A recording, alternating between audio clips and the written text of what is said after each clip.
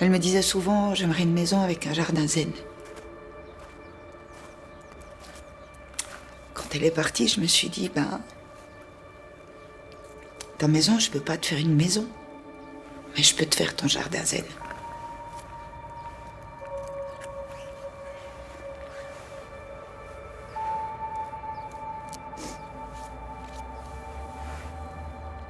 Le compagnon de ma fille était vraiment quelqu'un de sympathique, d'agréable. Jamais on n'aurait pu penser qu'il pourrait faire du mal, même à un animal ou à qui que ce soit.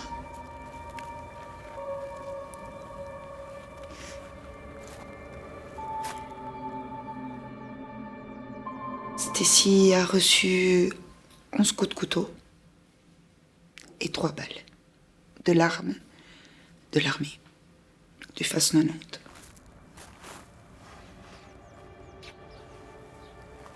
Ensuite, à 22h, il a pris l'arme. De nouveau, et il s'est tiré une balle.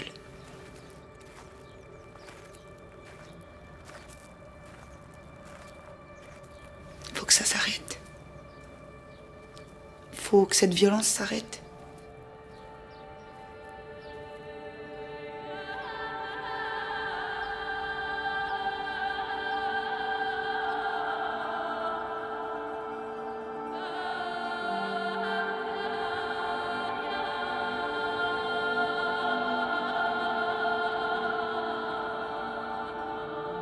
Yverdon. 3 ans après le drame, Mallory a décidé pour la première fois de témoigner.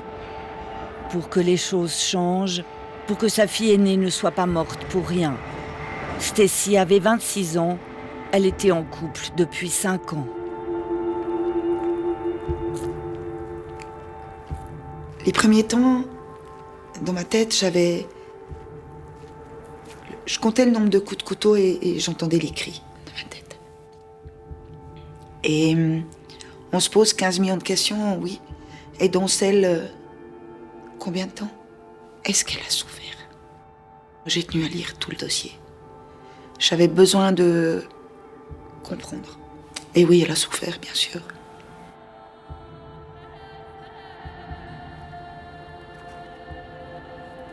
Ça a fait basculer une famille complète.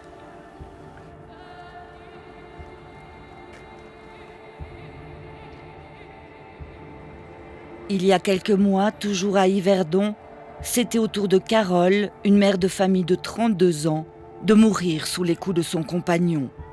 Elle laisse des jumeaux de 8 ans et un petit garçon de 3 ans.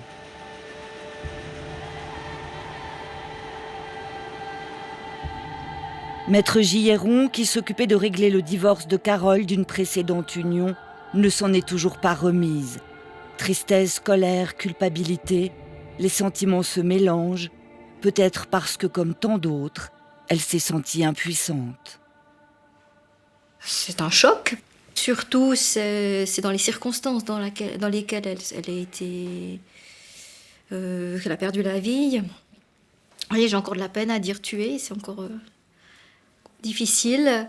Et alors que j'avais des indices qui me permettaient de croire qu'elle était victime de violences conjugales depuis un certain temps, que j'avais abordé avec elle ces problèmes. Elle était totalement dans le déni, donc elle m'avait minimisé tout ce qu'elle pouvait, tout ce qu'elle vivait. Elle, bien sûr, elle excusait son compagnon. Enfin bref, voilà, elle est restée avec lui. Maître Gilleron n'était pas la seule à se faire du souci. Famille et amis avaient aussi remarqué les maltraitances. Il aurait fallu être aveugle et sourd pour ne pas s'inquiéter. La police est intervenue plusieurs fois au domicile de Carole sur des appels téléphoniques des voisins. Mais chaque fois, ils ont trouvé porte close. Enfin, ils ont sonné à la porte. Elle a jamais ouvert. Je sais qu'elle a ouvert une fois, mais elle avait dit « j'ai glissé dans mon bain ».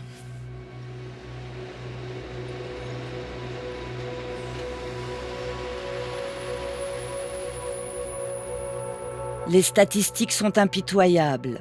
En Suisse, toutes les 2 semaines, une femme est tuée par son partenaire. Aujourd'hui, Une femme est donc plus en danger chez elle que dans la rue. Reste cette éternelle question, pourquoi ? Pourquoi certaines ont-elles, parfois pendant des années, accepté l'inacceptable ? Pourquoi ne sont-elles pas parties plus tôt ? La raison principale pour laquelle les gens ne partent pas, c'est ce qu'on appelle la relation d'emprise. C'est ce qui fait que déjà dans un premier temps, les victimes ne se rendent pas compte de ce qui leur est fait. Elles souffrent, mais elles ne comprennent pas pourquoi. Pour cette psychiatre, auteure d'un livre sur la question, il est essentiel de comprendre ces mécanismes qui permettent à la violence de s'installer et surtout de perdurer. Une des composantes de la relation d'emprise, c'est la manipulation, l'inversion des responsabilités. Donc dans un premier temps, quand les choses ne se passent pas bien, la victime a le sentiment quelque part que c'est de sa faute. Donc sa première réaction va être d'essayer de corriger son propre comportement. Et l'emprise va s'installer sur la durée. Et sournoisement, subtilement, les gens vont perdre leur repère et ne plus savoir ce qui est juste de ce qui ne l'est pas. J'ai toujours cru que c'était de ma faute, tout ce qui s'est passé. Si lui il était malade, c'était de ma faute. Si lui il était malheureux, c'était de ma faute. Si lui, ça n'allait pas bien dans son travail, c'était de ma faute. Tout ce qui allait mal dans mon mariage, tout était de ma faute. Dans ma tête, c'était comme ça. Yana a 20 ans lorsqu'elle rencontre son futur mari chez elle, au Brésil.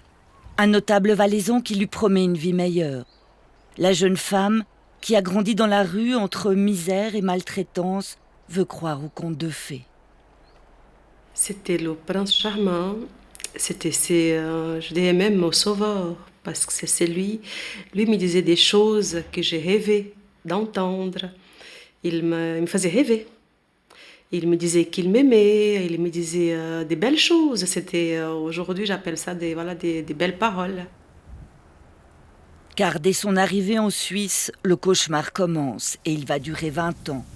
Yana se retrouve sous la coupe d'un homme qui prend plaisir à l'humilier et à la rabaisser, et qui contrôle ses faits et gestes en permanence.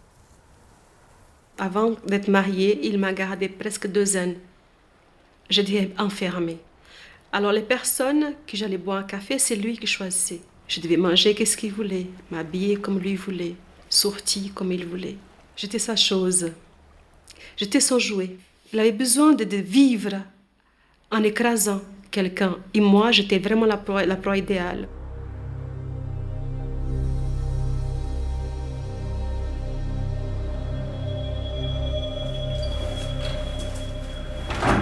L'amour extraordinaire que j'avais pour lui, c'était ma plus grande faiblesse en fait.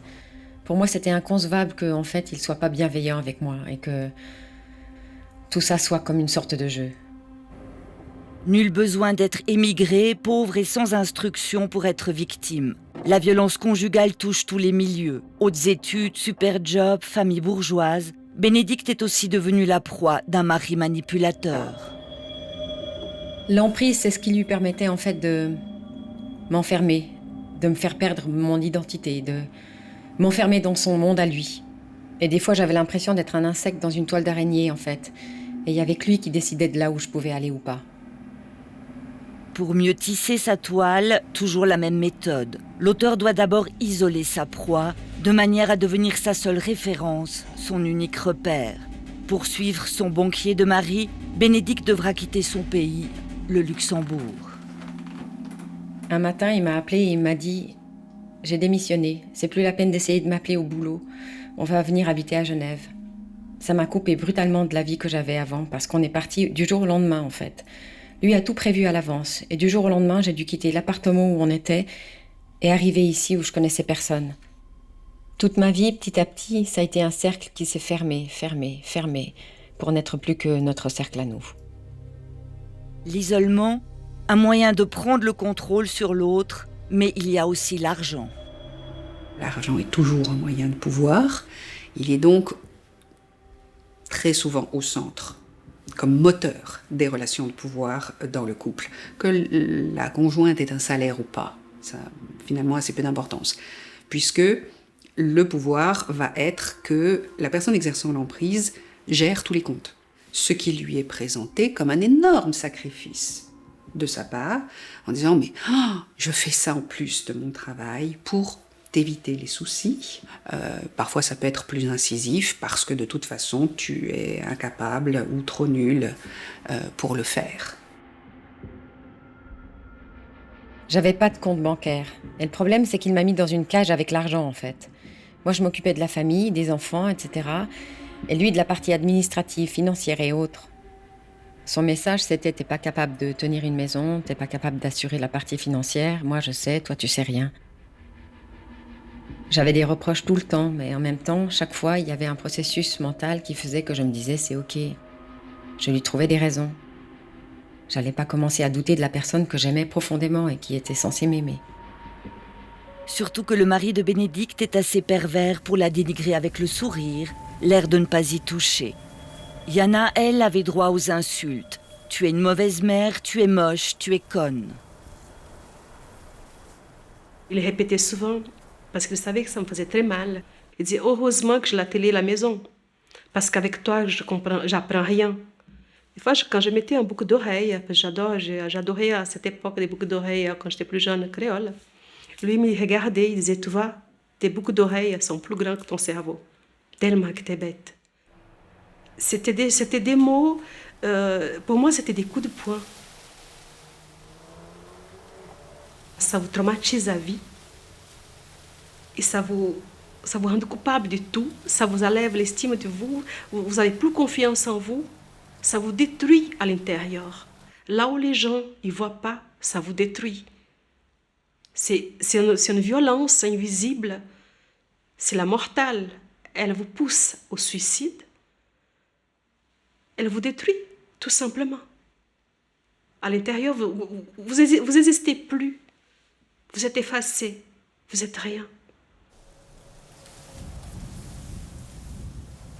Il reste encore une espèce de fausse croyance que violence conjugale égale femme battue. Donc si on n'est pas battu et si on n'est pas femme, on ne se sent pas concerné. Alors qu'évidemment, autant des hommes que des femmes peuvent se sentir concernés et la violence conjugale ne commence pas à partir des coups. Des victimes comme Yana et Bénédicte, écrasées par le poids des mots, la psychothérapeute Béatrice Cortellini en reçoit tous les jours en consultation. Évidemment que la violence verbale ou la violence psychologique, qui sont les premiers stades, sont déjà extrêmement importants et peuvent être déjà extrêmement destructeurs. Et peut-être qu'on ne va pas identifier que ce qu'on vit, c'est déjà de la violence conjugale. Il y a d'abord eu des violences verbales, genre des vilains mots, connasse, tas de merde, tous ces noms d'oiseaux. Et puis j'ai fait le point dans ma poche en me disant ouais, mais c'était une erreur, quoi, c'est de parole, c'était rien. Monique, la soixantaine, est enseignante. Et l'homme qui la traite de tas de merde est son nouveau compagnon, un pasteur de l'église protestante. Après les insultes, ce sera les coups, dont celui qui l'enverra à l'hôpital avec un bras cassé. 6 semaines plus tard, elle épousera quand même son fiancé. Tout était prêt. Tout était commandé. Les invités, les faire-part et... J'avais personne pour me dire « Maintenant, stop, pars, arrête ». J'avais bien une petite voix intérieure qui me disait « Ne le fais pas ». Je me suis dit « Non mais tu vas avoir le courage, tu dis non ». Et puis je ne l'ai pas fait.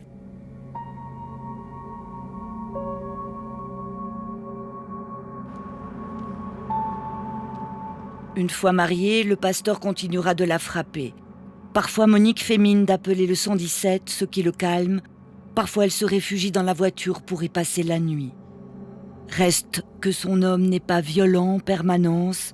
Alors au fond d'elle, Monique espère toujours que ça va s'arrêter. Il s'excusait, il me disait « Non, ça se reproduira plus ». Il m'a même écrit des lettres en me disant « Recommençons à zéro, ma chérie, mon amour, je t'aime ». Et puis voilà, Ça efface des tas de choses, même les pires. Cette ambivalence est typique de ce que les spécialistes appellent le cycle de la violence. Après les tensions, les coups, les « c'est pas ma faute, tu m'as énervé », vient le temps des promesses, des plus jamais.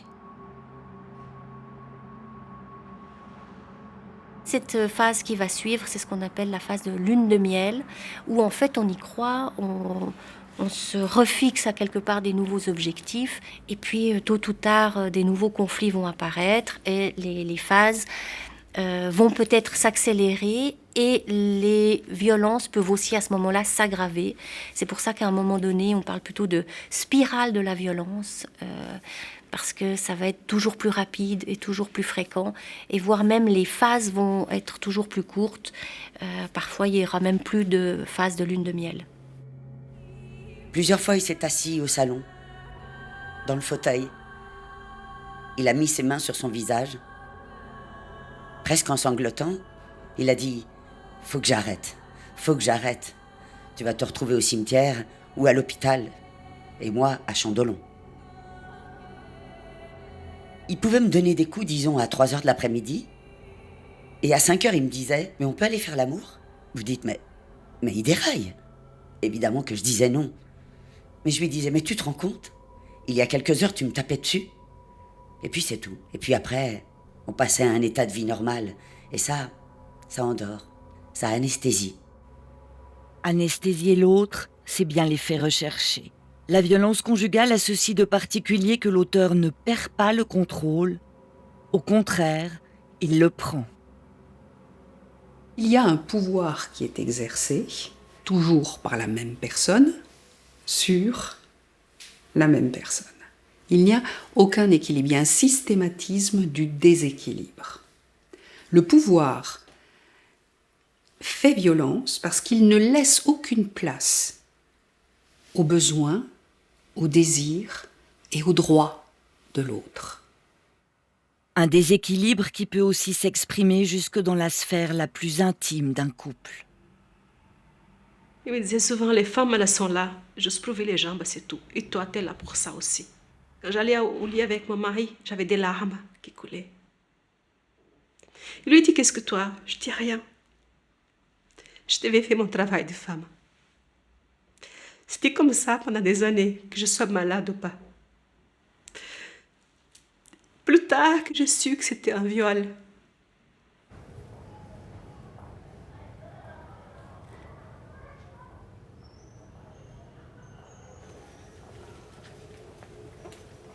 Elle dit dormir encore avec la porte de sa chambre fermée à clé malgré l'expulsion de son mari. Il a continué à la frapper à la tête en lui disant qu'elle l'avait cherchée et qu'elle n'avait qu'à la boucler. Le lendemain, son compagnon lui a demandé si elle faisait toujours la gueule. Madame J relate que depuis son mariage, à la demande de son mari, elle se soumet à des sodomies. Madame J a dit à son mari qu'elle n'aimait pas cela et que cela lui faisait mal, mais il lui a répondu qu'il ne fallait pas s'étonner si les hommes allaient voir ailleurs. Il y a encore un grand nombre qui ignorent que le viol conjugal, c'est bien un délit, c'est quelque chose qui existe, qui est condamnable. Et puis, nombreuses sont les victimes qui ne vont pas nous en parler. Alors ça, clairement, on va devoir leur poser la question, parce que certaines voient ça encore comme un devoir conjugal. Donc c'est pas évident à mettre en lumière ces éléments de contrainte. C'est ici, à l'unité de médecine des violences du CHUV, que travaille Valérie Azal. Un service unique en son genre, car on n'y soigne pas les blessures, on les documente. Le job de cette infirmière, rédiger un constat médico-légal suite à une agression. Un constat utile aux victimes, par exemple en cas de procédure pénale ou civile, ou juste pour leur permettre de se rappeler qu'elles n'ont pas rêvé. Dans les cas de violence conjugale, l'infirmière prend aussi en compte les maltraitances du passé. On va faire des photographies, on va décrire les lésions, mais on va aussi explorer, investiguer les autres types de violences, que ce soit psychologiques, sexuelles, financières. Et on va aussi aider le patient ou la patiente à les mettre en mots et à pouvoir finalement les formuler de façon à pouvoir être utilisés en justice pour se défendre. Son compagnon, qui tenait leur enfant dans ses bras, l'a saisie et tirée par les cheveux, l'a frappée d'un coup de poing sur la tête puis l'a poussée. Madame a chuté sur le dos au sol. Là, son compagnon l'a frappée de 2 ou 3 coups de pied au membre inférieur. Quand son compagnon la frappait alors qu'elle était enceinte, il lui disait qu'il voulait qu'elle perde le bébé. Son compagnon lui a reproché... En tant que telle, la violence conjugale n'existe pas dans le code pénal. Valérie Hazal s'applique donc à mettre en mots des comportements qui sont des infractions. Injures, gifles, coups de poing, menaces de mort, contraintes, etc. Un job qui requiert des compétences particulières et de l'empathie. Quand on discute avec les victimes, elles consultent très rarement, je dirais, pour la première gifle. Les violences, y compris physiques, durent depuis très longtemps, de nombreuses années. Ce n'est pas le premier épisode. Il faut prendre le temps, il faut accueillir le patient et il faut être capable de l'entendre. Et pour l'entendre, il faut avoir été formé. Être prêt à entendre des récits qui sont, je dirais, quotidiennement difficiles. Il s'agit aussi d'être très attentif à certaines périodes stressantes dans la vie d'un couple, périodes qui favorisent le recours à la violence physique. On estime que pour 40% des femmes battues, les maltraitances ont commencé lorsqu'elles étaient enceintes. La grossesse est une période particulière où il va y avoir un changement, disons, dans les relations. Mais il y a d'autres périodes qui peuvent être aussi plus à risque. Ça peut être la naissance d'un enfant, mais surtout la séparation, quand la séparation est annoncée. Ça, c'est une période dangereuse. Les morts par violence conjugale, c'est souvent dans les moments de souhait de séparation. C'est un moment extrêmement délicat. Quand une personne dit « écoute, là, moi, j'en peux plus, je pars », elle n'est pas à l'abri, il faut faire très attention. Et s'il y a des personnes qui nous appellent ici, qui nous téléphonent en nous disant « voilà, j'ai le projet de partir, est-ce que je peux venir ?» Eh bien, on organise ce départ et on la rend très attentive à ce danger-là. À Lausanne, le centre Malais-Prairie est l'un de ces foyers qui accueillent 24 heures sur 24 des femmes qui ne savent pas où aller, faute de moyens financiers ou de proches sur lesquels compter. Mais pour sa directrice, accompagner le départ et héberger, ce n'est qu'une étape. Encore faut-il offrir aux victimes un véritable soutien thérapeutique. Les femmes qui arrivent au centre d'accueil ont un besoin très important d'être en sécurité, de pouvoir dormir, manger en sécurité, de ne plus vivre dans une peur constante, une terreur même de mort.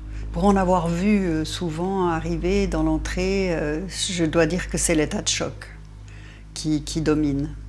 Des états de sidération, où, ouais, vraiment sans voix. Elles souffrent de stress post-traumatique et il faut le prendre en compte dans la prise en charge.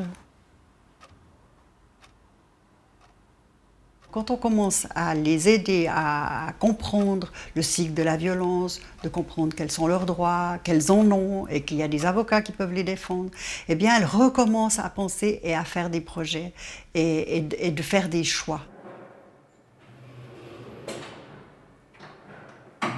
Seul, c'est impossible qu'on s'en sort.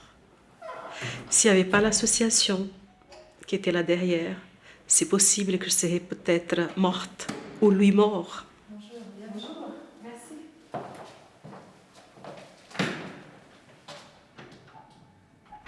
La première fois que je suis venue chez vous, je ne pensais même pas quitter mon ex-mari parce qu'il m'a fallu quand même venir plusieurs fois pour comprendre qu'est-ce que j'ai vécu.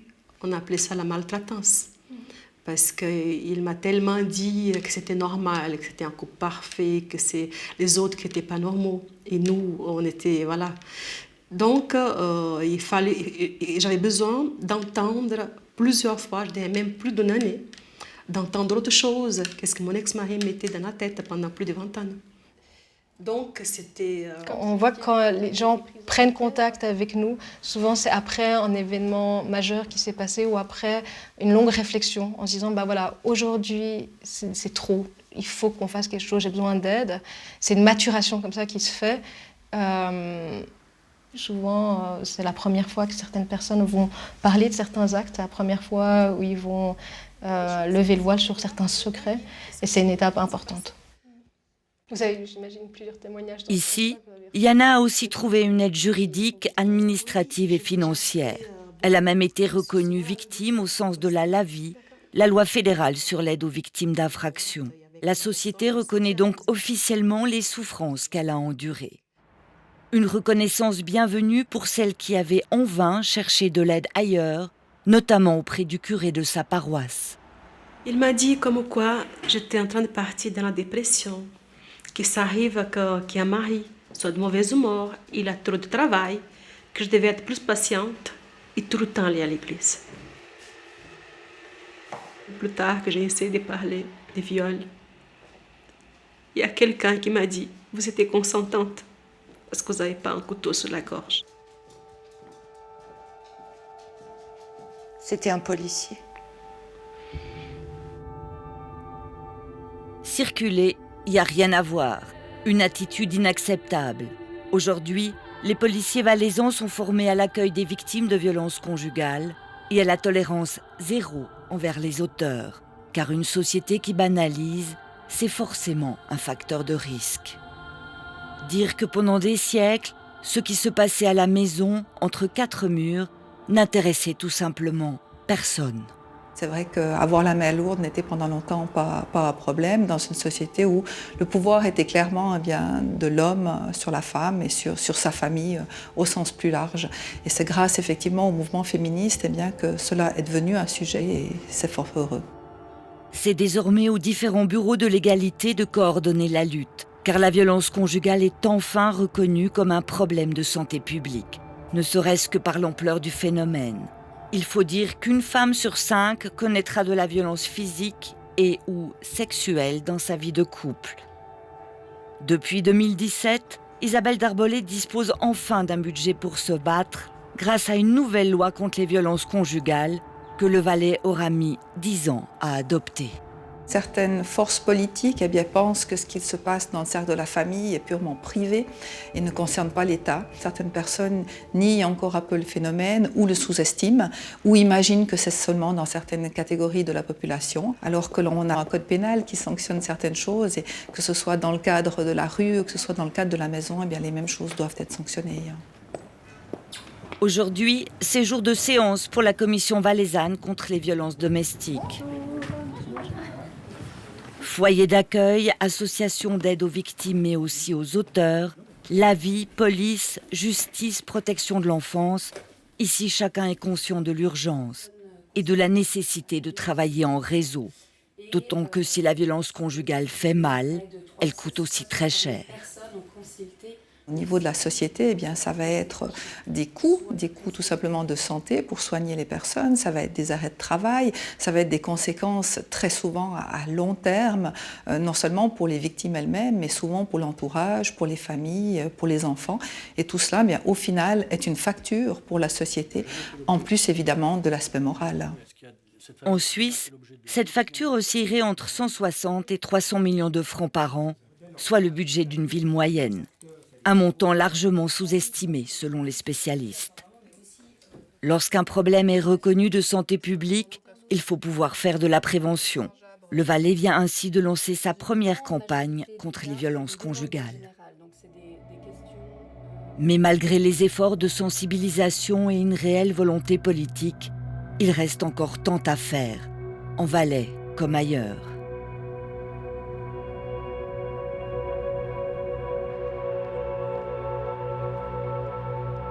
Sentiment de honte, culpabilité, peur, il est toujours difficile de rompre le silence. Mais quand on est un homme victime, sortir de l'ombre, c'est presque mission impossible. Rémi, cadre dans le tertiaire et père de famille, a vécu l'enfer sans jamais oser en parler. J'ai jamais porté plainte. De toute façon, là, je pense pas que j'aurais été compris ni écouté, ni entendu par la police. Je m'imaginais y aller, je m'imaginais les gendarmes ricaner. Ça me freinait.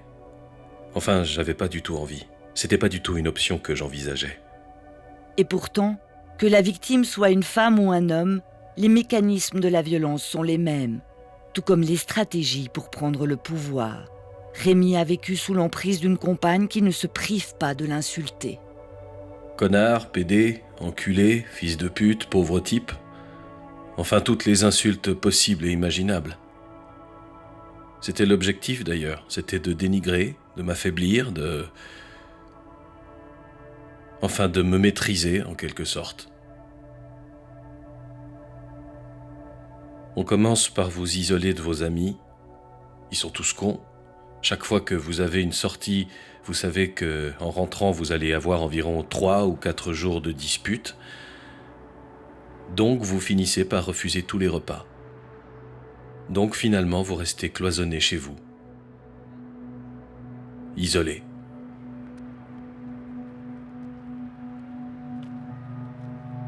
On vit un peu constamment dans la crainte, dans la peur. On rentre chez soi avant d'ouvrir la porte.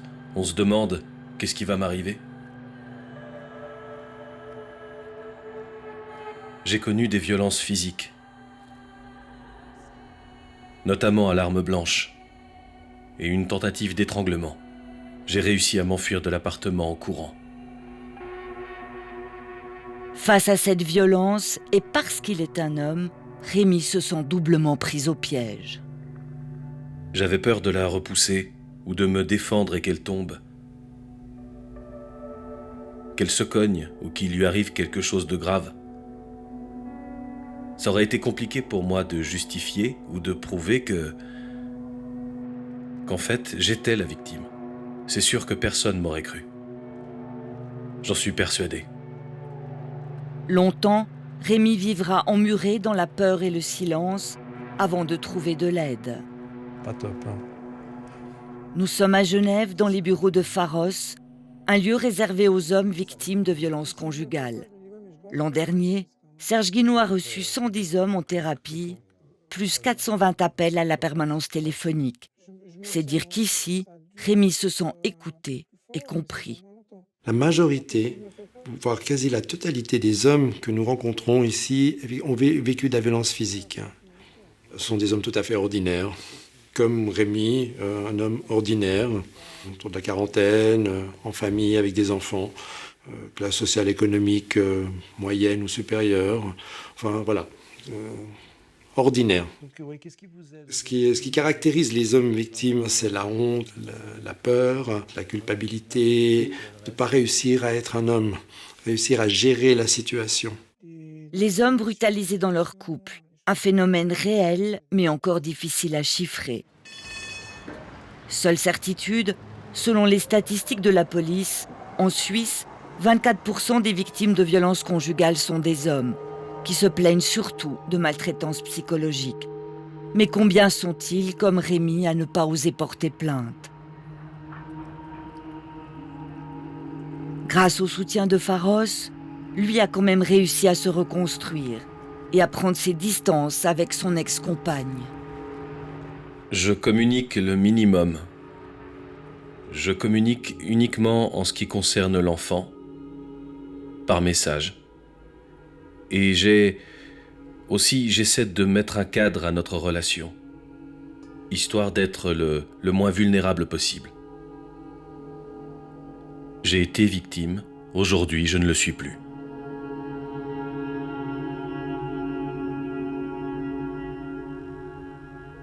Salope, alors salope, pas le courage de répondre. Saloperie, viens chercher l'aquarium et les meubles des enfants, merde que tu es. Donne congé à ton appartement, demain tu seras aux poursuites. Et je suis certain que tu ignores pourquoi. Va te faire foutre, ciao la merde. Tu es trop conne, pauvre merde, sous-merde. Brute, minable, inculte, dangereuse et surtout moche, la hure. Parfois, rien ne semble arrêter le conjoint, ni le divorce, ni même la peur de l'uniforme. Au début de notre séparation, je pensais que c'était de la colère et je me suis dit, bon, bah ok, il va s'arrêter, il va se fatiguer. Mais il se fatiguait jamais. Au quotidien, on se sent observé, traqué. Il s'en est pris à mon entourage, à ma famille, à mes enfants, à mes amis, à mon travail. C'est presque de la persécution. Karine est assistante de police à Saint-Maurice et pendant 7 ans, la Valaisanne a été victime de stalking, autrement dit de harcèlement obsessionnel. Comme arme de destruction massive, son ex-mari utilise surtout les réseaux sociaux et le téléphone portable. Il la bombarde de centaines d'appels et de messages d'insultes, surtout ne jamais répondre, même si c'est dur. Espèce de sous-merde, sous-merde, gros caca, grosse truie, va chier, grosse truie, grosse porque, laide, totalement imbaisable, connasse, sous-merde, imbécile, crève. Le moindre faux pas, tu seras en tôle.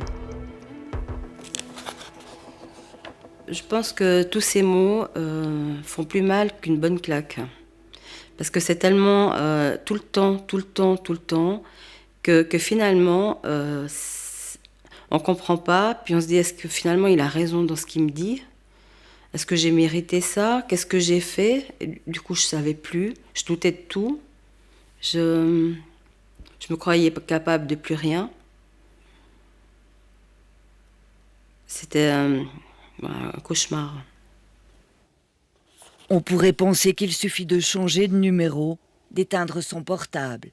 Pas si simple. T'as qu'à éteindre ton attel quand on rallume et puis qu'il y a 50 messages, 25 appels en absence, 35 inbox. Oui, c'est dur à vivre. Quand le matin on commence la journée en voyant ça, on disait mais quelle haine il a contre moi. Dès que je répondais pas à plusieurs appels, il appelait la police en disant qu'il sentait que les enfants étaient en danger ou qu'ils étaient maltraités. Donc eux, ils étaient obligés de venir contrôler et ils arrivaient chez moi. Et moi, j'étais très mal à l'aise vis-à-vis de mes collègues. À cela s'ajoutent des menaces de mort. Alors régulièrement, Karine porte plainte pour harcèlement. Mais les condamnations avec sursis ne freinent pas son ex-mari. Il faudra l'aide d'un avocat de la Lavie pour qu'il soit condamné à payer 18 150 francs sous peine de faire 240 jours de prison ferme. Aujourd'hui, Karine est enfin libérée. Elle a repris goût à la vie, aussi grâce à la pâtisserie, enfin au cake design, c'est sa gâteauthérapie. Quand j'arrive au bout d'un gâteau, je dis tu vois, je suis pas nulle. J'arrive quand même à faire quelque chose. Je m'étonne de ce que j'arrive à faire, toujours plus. Ça me fait, pendant que je fais ça, j'oublie tous mes soucis et j'ai vraiment du plaisir. Il y a mes enfants qui participent aussi et c'est sympa. Car ces enfants aussi ont besoin de douceur. Ils ont dû être suivis par un pédopsychiatre. Leur père a désormais l'interdiction de les approcher tant qu'il ne se fera pas soigner.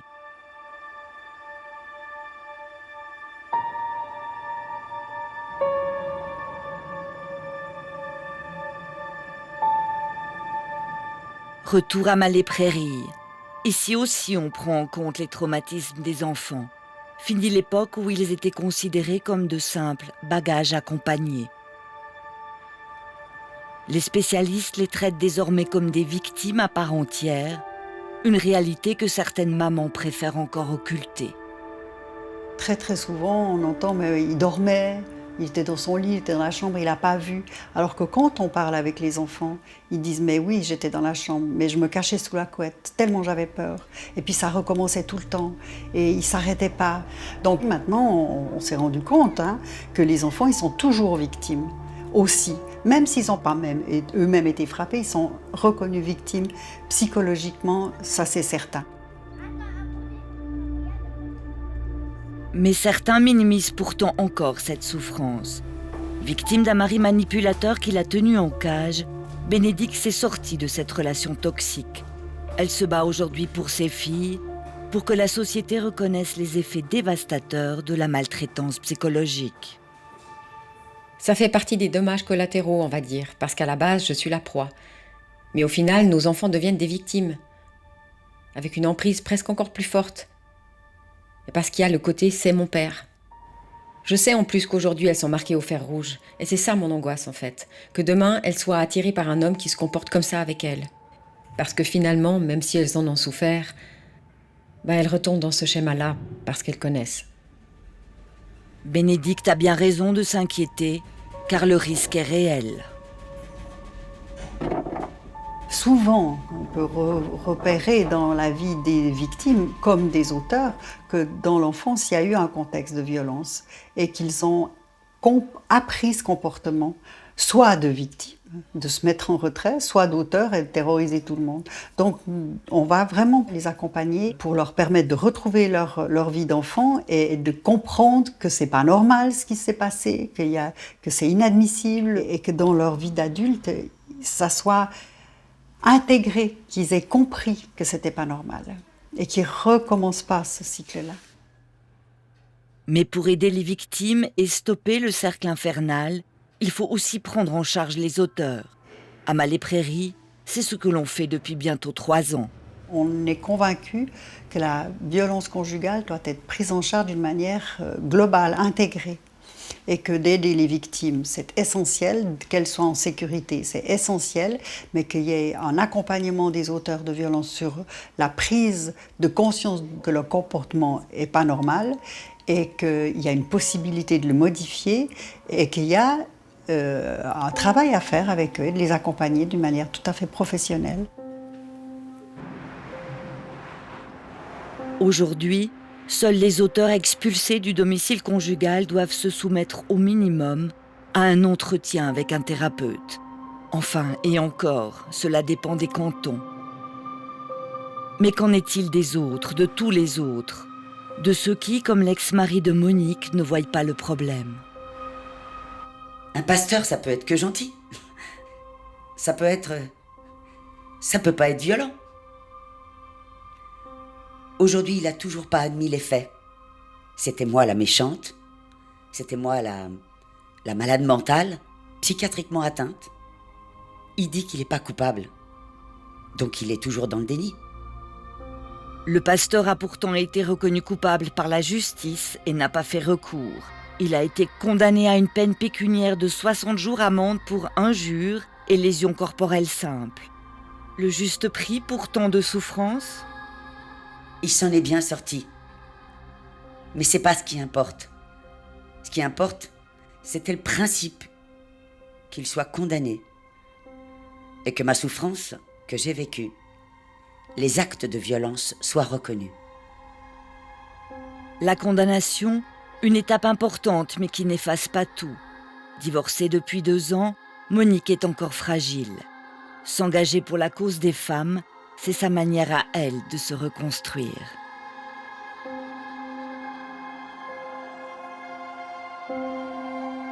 Retour à Yverdon. Cela fait 3 ans que Stécie, la fille de Mallory, a été tuée par son compagnon qui s'est ensuite suicidé. Le temps passe, mais la douleur reste intacte, tout comme la colère.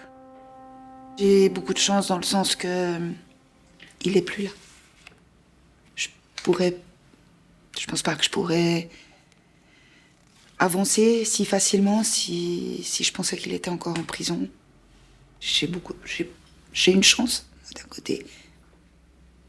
C'est que je sais qu'il recommencera plus jamais. Il touchera plus jamais une autre fille.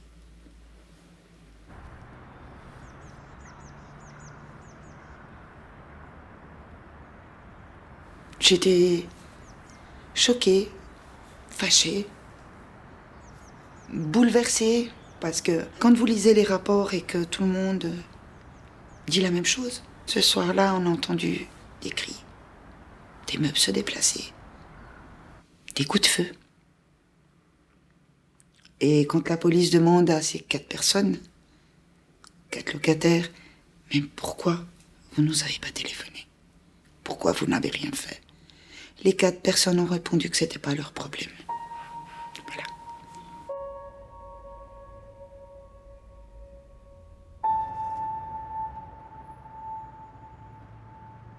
Les violences domestiques, on peut dire que c'est le pain quotidien des policiers. On est à pratiquement une intervention par jour en matière de violences domestiques. Donc c'est dire si c'est un phénomène de société c'est l'affaire de tous, c'est l'affaire de tout un chacun. Et le message de prévention, c'est de dire mieux vaut un appel de trop qu'un appel de pas assez. Donc encore une fois, on arrive à la tolérance zéro dans ce domaine-là. C'est dès qu'on a un soupçon de violence domestique, si on hésite, mieux vaut appeler que de ne pas le faire. Personne ne peut plus aider Carole, cette mère de famille d'Yverdon tuée l'an dernier. Son avocate ignore si son conjoint sera inculpé de meurtre ou d'assassinat. Il risque entre 5 ans de prison et la perpétuité. Mais au-delà de ce drame, Maître Giéron plaide pour une meilleure compréhension de la violence conjugale et pour plus d'empathie envers les victimes, y compris de la part des professionnels. À mon sens, il y a un manque de formation interne, que ce soit à la police, premier échelon, et puis également, je dirais, au niveau des ministères publics. Alors, on progresse. Je ne vais pas dire que je dois quand même constater une certaine progression depuis que je pratique mon métier. Mais on peut faire mieux. C'est aussi à la société de réagir, parce que dans la société, en général, les violences sont banalisées. Il faut faire ce devoir d'éducation. Vous êtes la nouvelle génération. Faire mieux, éduquer et parler de violences conjugales, y compris avec les plus jeunes, à Genève, c'est désormais une réalité. C'est important de pouvoir sensibiliser les jeunes couples toujours plus tôt. Les jeunes couples, ils sont en train de construire leur personnalité, ils sont en train de trouver aussi des repères dans leur histoire. Qu'est-ce qui se fait, qu'est-ce qui se fait pas? Est-ce qu'on respecte l'autre? À quel moment est-ce qu'on ne le respecte plus? Quand est-ce que c'est du jeu et quand est-ce que ça devient de la violence et l'emprise sur l'autre? Première question, la violence en couple commence avec le premier coup. Non, parce que la violence, elle peut être verbale, comme l'autre couple l'a dit. Oui. Et il peut rabaisser l'autre personne. Il peut y avoir pas seulement de la violence verbale, mais on peut aussi être rabaissé avant le premier coup. Ouais. Moi, je me battais des fois avec mon copain, c'est pour rigoler. Le contrôle des SMS est une preuve d'amour. Vrai ou faux? En gros... Non, c'est pas une preuve d'amour. Non, je suis pas d'accord. Preuve d'amour, non, c'est une preuve de jalousie. Empêcher de voir des amis est déjà de la violence. Il y a une fois, il lui dit ouais, j'ai pas envie que tu les vois aujourd'hui parce que j'ai envie que tu passes du temps avec moi ou quelque chose comme ça. Ça, c'est pas de la violence. Genre, s'il lui dit ouais, si tu sors, je vais te frapper, là, ouais, on trouve que c'est de la violence. Mais sinon, non. 10 messages. Depuis le début de l'année, Béatrice Cortellini et Serge Guinaud multiplient les interventions dans les classes genevoises. Objectif: donner aux jeunes les moyens de réagir, qu'ils soient témoins ou victimes de violences conjugales. Car les chiffres sont inquiétants. Selon une étude neuchâteloise, 40% des jeunes de cet âge sont en couple. Et parmi eux, 60% ont déjà vécu de la violence psychologique, physique ou sexuelle dans leurs relations. La recherche avait aussi mis en lumière qu'il y a beaucoup de banalisation d'actes de violence psychologique ou physique qui sont finalement banalisés. D'où l'importance de les sensibiliser. Un des mots-clés, c'est au moment où il y a un ressenti. Et à partir du moment où il y a un ressenti désagréable ou de peur ou d'anxiété, le jeune doit se poser des questions, puisqu'une relation amoureuse ne devrait pas provoquer ni de peur ni d'anxiété.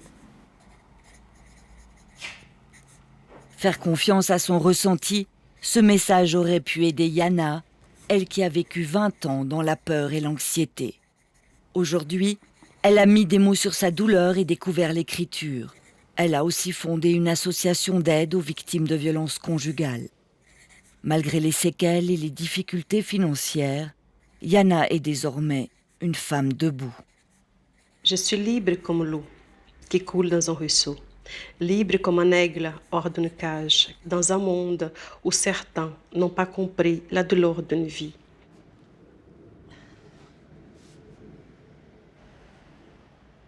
J'ai pu m'exprimer, j'ai pu à travers mon histoire aider d'autres personnes, je vois les choses différemment. Je sais qui je suis, qu'est-ce que je vaux. Je sais que je ne suis pas bête. Je sais que je suis une femme intelligente. Je suis fière de moi parce que avant, je n'étais pas effacée, j'étais morte. Maintenant, je suis vivante. Maintenant, je vis.